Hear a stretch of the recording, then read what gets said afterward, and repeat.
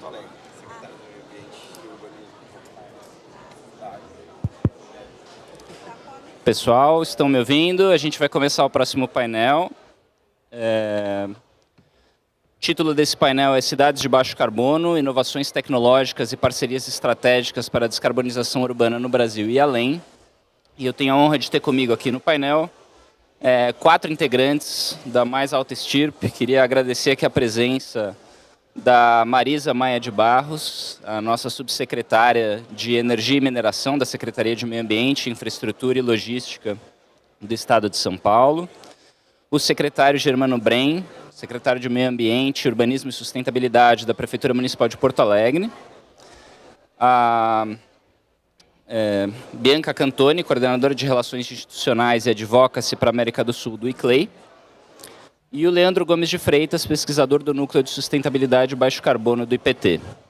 Eu sou o Gabriel Figueiredo, eu sou gerente de internacionalização no Instituto de Pesquisas Tecnológicas, o IPT.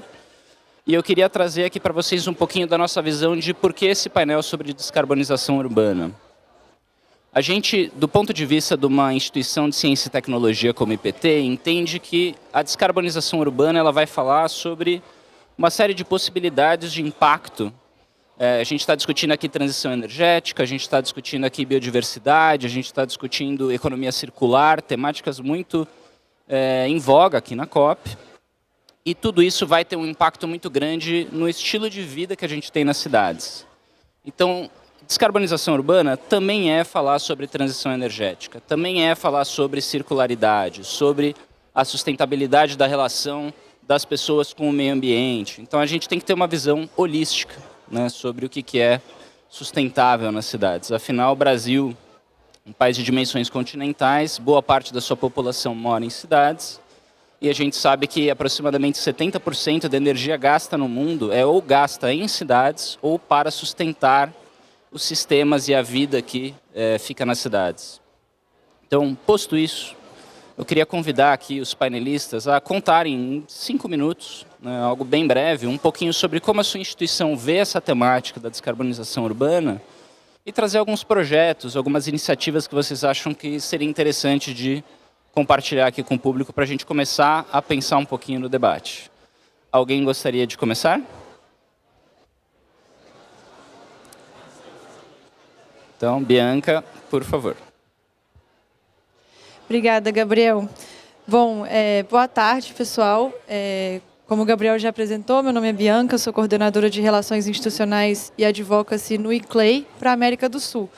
O ICLEI, Governos Locais pela Sustentabilidade, é uma rede global de governos subnacionais, estados e regiões, cidades, que é comprometida, ela é feita por governos, os membros do ICLEI são governos, prefeitos, governadores de cidades do mundo todo, que são comprometidos com o desenvolvimento urbano sustentável.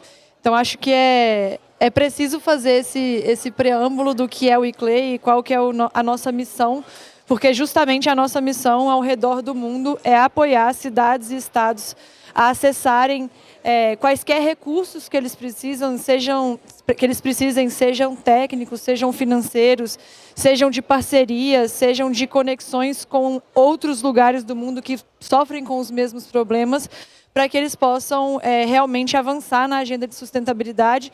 E aí, como você mencionou, né, Gabriel, a agenda de sustentabilidade são vários caminhos. Tem desenvolvimento circular, descarbonização, transição energética, mobilidade, saúde, enfim.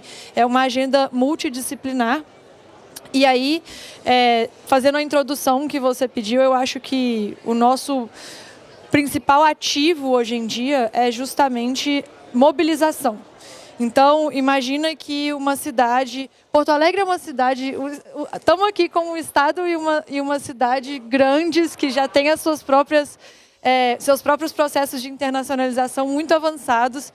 Mas imagina uma cidade menor, um município de 5 mil habitantes ou um município de até 50 mil habitantes em qualquer lugar do mundo, que está sofrendo com algum ponto específico, seja na mobilidade, seja na saúde pública, seja por questões de inundações ou qualquer coisa do tipo. E imagine que tem um município passando por coisas muito similares na China. Eu participei de um painel no pavilhão da China hoje, por isso que eu estou até trazendo o exemplo da China. Imagina que tem um município passando por coisas muito similares na China. Qual que é o papel do ICLEI? Assim, a gente não vai fazer nada pelos municípios, né? Precisa ter uma vontade política que nasce inicialmente do prefeito de querer fazer parte, né? Dos secretários de meio ambiente são nossos grandes embaixadores. Mas uma vez esse prefeito e esse governador querendo fazer parte, nosso papel é mobilizar, é facilitar. Então, às vezes, essa cidade na China, que está sofrendo com a mesma coisa, conseguiu um recurso, conseguiu uma capacitação para o seu corpo técnico, e essa cidade que está aqui no Brasil, ela jamais não, mas assim, dificilmente ela teria acesso a esse conhecimento e a essa oportunidade. É por isso que eu digo que o ICLEI é uma rede, né? Uma rede. A gente ajuda a conectar cidades, estados e oportunidades para essas cidades e esses estados. E aí trabalhando de várias formas. Eu não vou avançar, eu não sei se eu vou ter oportunidade, você me conta. Eu queria exemplificar um programa específico que a gente implementa aqui no Brasil, mas acho que eu vou deixar meus colegas também fazerem as introduções e depois eu volto, pode ser? Bom, então eu vou fazer a honra aqui de puxar um gancho para falar da Bianca. Eu entendo assim que o problema já está muito bem diagnosticado, né? A gente, durante toda a COP, mesmo antes da COP e para além da COP, a gente vai continuar falando disso, sobre onde está o poder de fazer essa descarbonização. Eu acho que já está muito claro que os municípios e estados têm essa capilaridade para poder implementar os projetos de transição energética, seja na alteração da produção e no uso da energia, e também em projetos de eficiência energética. E aí, o que existe de diferença é o tamanho desses estados, a capacidade de pagamento, a capacidade de desenvolver projetos que possam acessar os recursos para financiamento, sejam eles a fundo perdido ou não. Então, trabalhos como o do ICLEI são muito bem-vindos nesse sentido. E o que é cada vez mais necessário é que haja mecanismos para que os órgãos, né, sejam bancos multilaterais de desenvolvimento, sejam instituições como o ICLEI, que desenvolvam mecanismos para que esses municípios e estados tenham acesso a esses recursos de forma mais ágil. Então, a gente está aqui no estado de São Paulo, também não vou me alongar muito aqui, para deixar a oportunidade aqui para os demais falarem, e, se possível, eu cito aqui alguns exemplos, mas é necessário isso, e o estado de São Paulo tem, por exemplo, 645 municípios, com realidades totalmente distintas. Municípios pequenos, médios e grandes. Os grandes acabam tendo uma posição de destaque na captação desses recursos.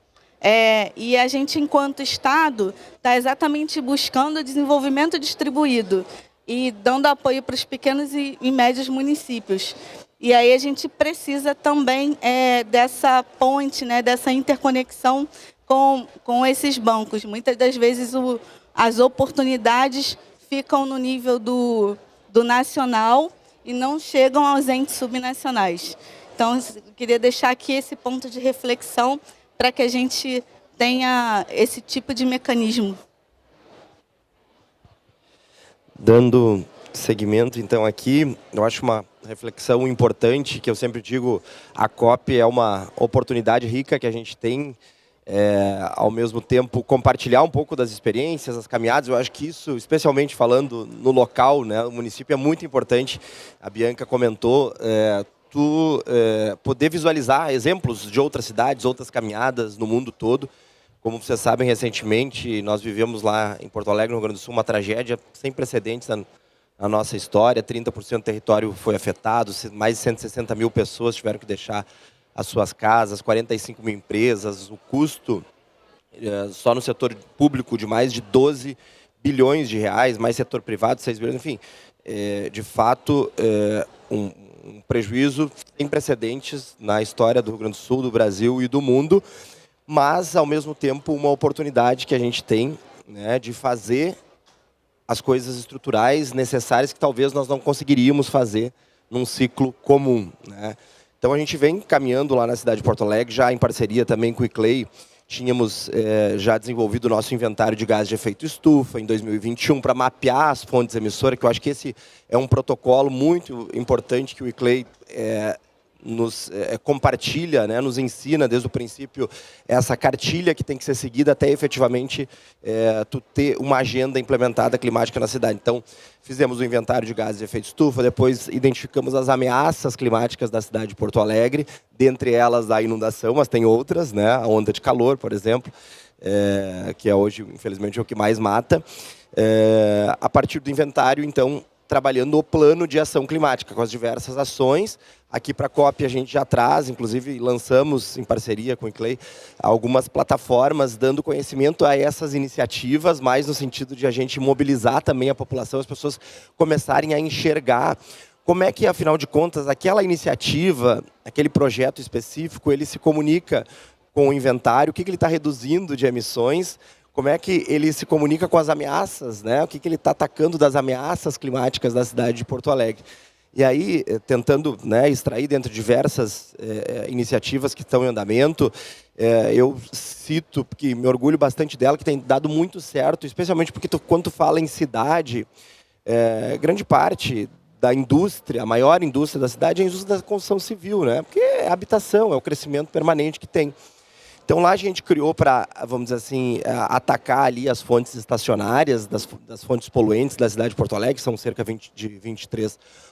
A gente criou um programa, um projeto, chama Certificação Sustentável, mas veja bem que a gente traz uma tabela de pontos a serem atendida, né, pelo eventual interessado, pelo proprietário, pelo empresário, para ele atender, né, aquela tabela de pontos, ele vai ter que implementar lá o painel fotovoltaico, recolher água da chuva, biodigestor, enfim, uma série de possibilidades, o telhado verde. Mas o que a gente dá em troca, né? Não é só a certificação, na verdade a gente permite ele a crescer em até 20% na altura da edificação. Então, é a pauta climática no processo de crescimento da cidade natural de que acontece. Porque na prática, eles pagam a conta daquele investimento que vai ser feito. Então, tu mexe um pouco no econômico e, naturalmente, hoje todas as novas edificações da cidade são certificadas. Quase todas no nível máximo, lá que é a certificação diamante. Consequentemente, ele tem a possibilidade de ampliar ali a altura e implementa aquela agenda que a gente entende adequada. Hoje a gente já tem mais de 150 edificações certificadas, ou seja, inúmeros painéis fotovoltaicos, recolhimento da água da chuva, biodigestores, enfim, tudo aquilo que a gente entende que é necessário e importante para o crescimento da cidade. Então, é um projeto bem interessante que a gente compartilha, né, aqui na COP, na plataforma, no sentido de também ter a oportunidade de outros municípios poderem implementar uma pequena mudança ali na regra da legislação urbanística, né, que a gente teve que fazer. Tem, claro, o desconto também no IPTU, que já é meio tradicional, os 10% de desconto no IPTU que a gente dá para as usadas, vamos dizer assim, as edificações existentes, né, porque para a altura, naturalmente, é para as novas edificações. Então, tem essas duas possibilidades. Para os novos, a altura, e para os existentes, até 10% de desconto. E nisso a gente vai crescendo a cidade no formato que a gente entende adequado, sustentável, mais resiliente.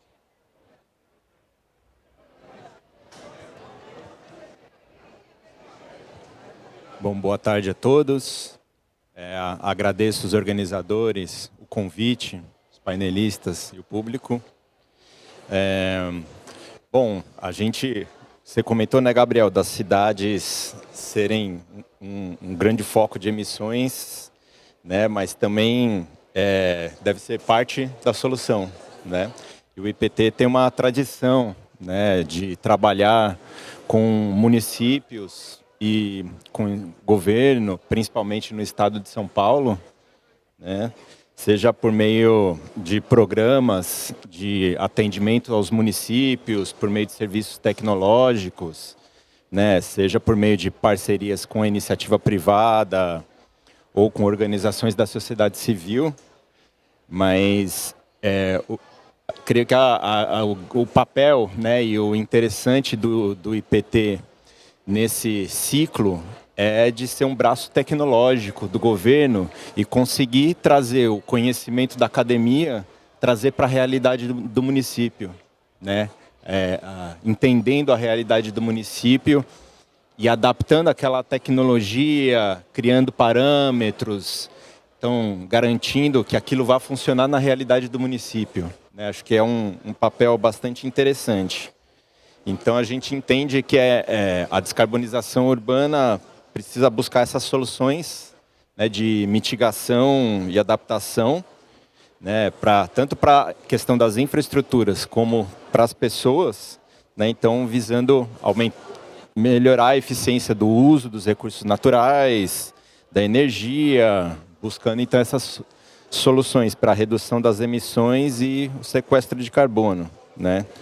Ou seja, promover o melhor uso dos recursos naturais e buscar mais insumos renováveis, né? Então, e essa transição ela não pode ser feita, deve ser feita de forma justa, né, e equitativa por meio de políticas públicas e serviços para promover essa resiliência, principalmente das comunidades mais vulneráveis, né? Para tornar realmente as cidades mais sustentáveis, mais justas e resilientes nesse cenário que a gente vê atual, né, das mudanças climáticas, dos eventos extremos. Então, daqui a pouco a gente dá mais alguns exemplos, né, Gabriel? Eu gostei que a Bianca começou a fala dela colocando ali o ponto da internacionalização, que me é uma temática muito cara, afinal é meu papel aqui também. E aí, aproveitando que a gente está num ambiente que do multilateralismo, um ambiente de colaboração internacional, uma das coisas que, quando a gente pensou esse painel, a gente queria fazer questão de trazer como que a gente pode pegar essas boas práticas que a gente tem em cidades como Porto Alegre, nas cidades do estado de São Paulo, nas cidades que o IPT trabalha, da rede do ICLEI, e como a gente pode colocar isso para também que isso possa ser aproveitado, os bons e más experiências também, né? Por outros países da América Latina, por países da África, países que estão desenvolvendo sua infraestrutura urbana nesse momento e que podem aproveitar talvez a nossa experiência, tanto boa quanto má, para adiantar isso e tentar desenvolver uma urbanização mais sustentável, né? Como que a gente pode andar juntos nesse desenvolvimento e quais as boas práticas que vocês trariam para esse panorama internacional e como colaborar internacionalmente, né? Queria que vocês falassem um pouquinho sobre isso. Bianca está com o olho brilhando aqui. Não, eu tô rindo porque eu não sei para que eu faço nota de evento. Eu nunca sigo o que eu tô olhando aqui e falando, não é isso que eu vou falar.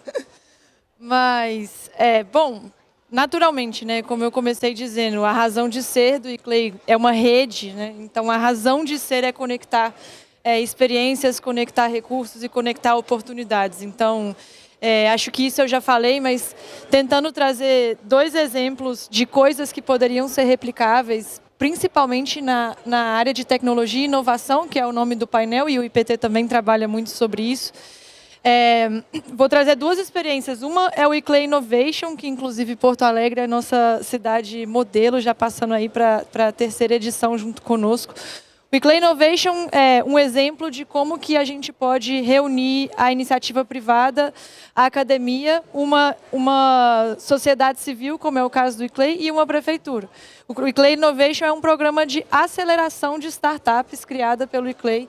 E essas startups são aceleradas no sentido de criarem soluções para as cidades em que elas estão envolvidas. Então, é uma triangulação, né? O ICLEI lança um edital, as prefeituras elas manifestam interesse em participar e a partir daí a gente começa um movimento de mentoria com várias startups e vários cérebros que estão naquele local querendo desenvolver soluções para aquela cidade. Aí, obviamente, no caso do ICLEI Innovation, tem um recorte temático para a sustentabilidade. A gente já fez rodadas que tinham como foco sistemas agroalimentares. Agora, com Porto Alegre, a gente está fazendo uma nova rodada enfocada em soluções baseadas na natureza para a adaptação do município aos principais riscos climáticos.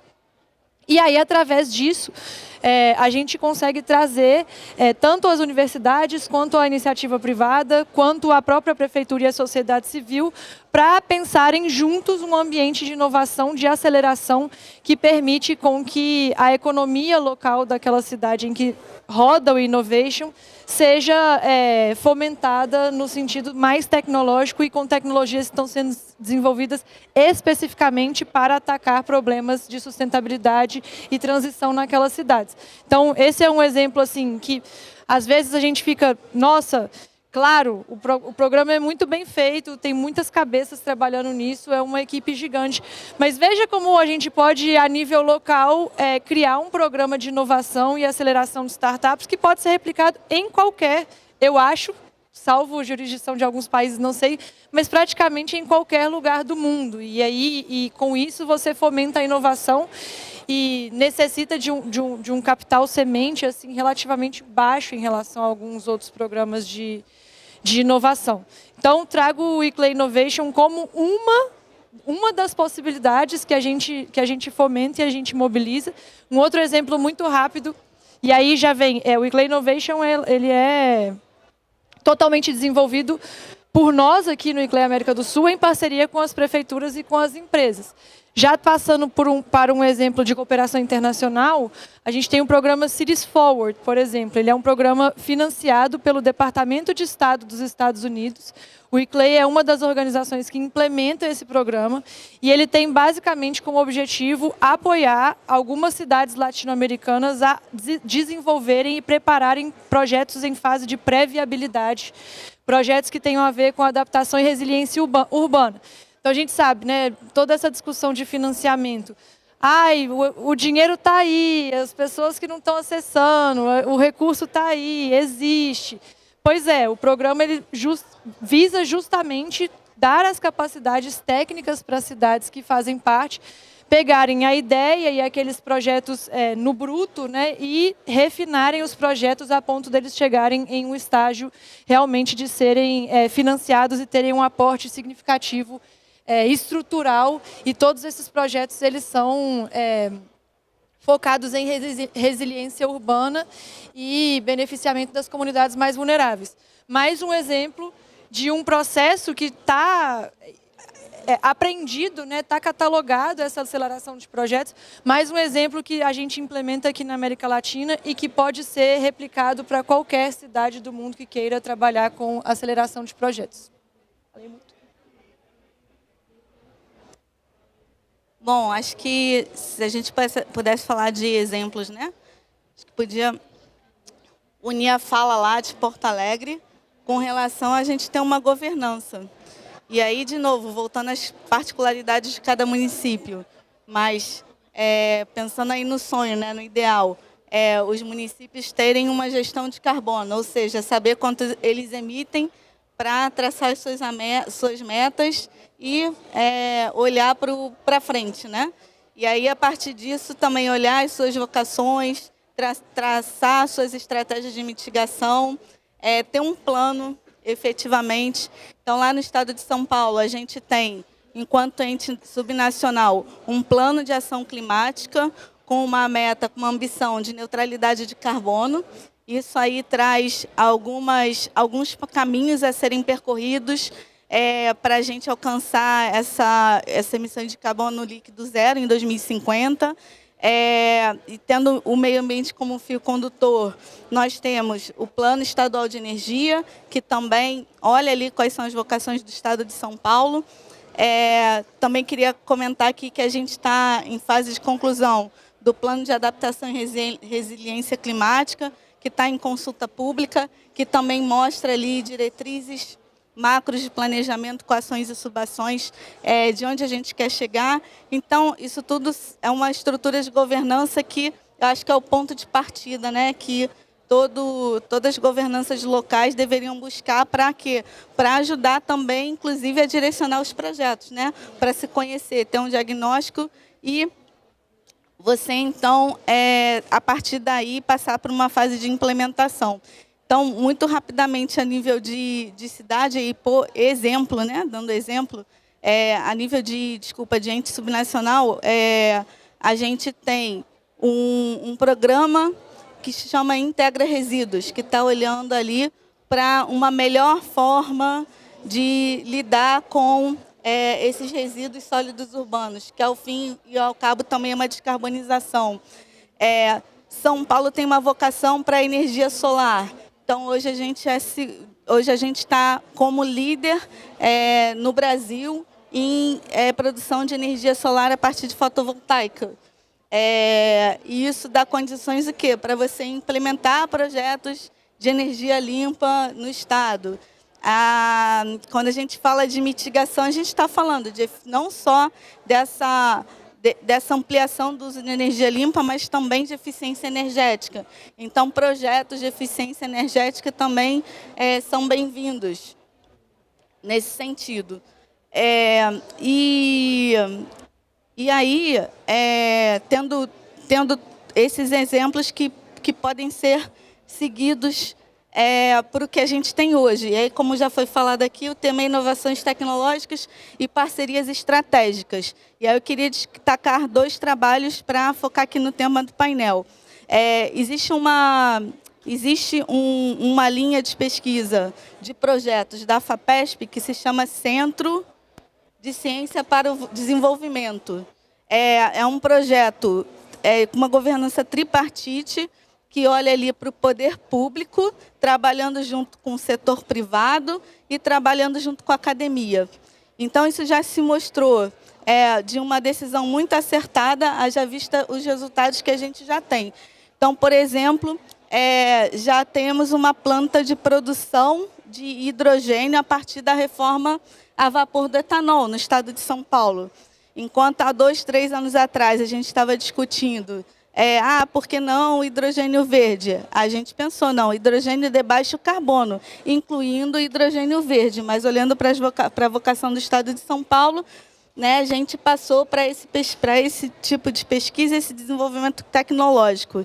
E, olhando lá para o futuro em termos de descarbonização urbana, isso é um projeto que acomoda muito bem essa necessidade, porque você pode levar o etanol para o lugar de consumo, por meio de uma tecnologia que já está superada, já está madura, não há um desafio, como eu tenho no hidrogênio, e no local, a partir do etanol, produzir hidrogênio. Eu posso usar esse hidrogênio, por exemplo, para a descarbonização do setor de transporte dentro das cidades. Então, esse é um exemplo.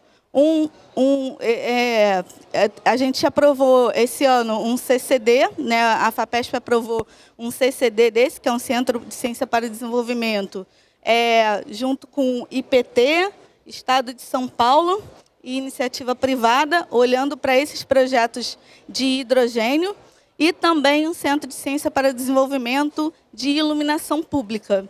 E aí, fechando a minha fala com isso, e dando isso aí como exemplo, a iluminação pública, por vezes, representa de 40% a 60% o aprimoramento, né, a eficientização da iluminação pública naqueles municípios que ainda não fizeram, representa de 40% a 60% na redução do consumo.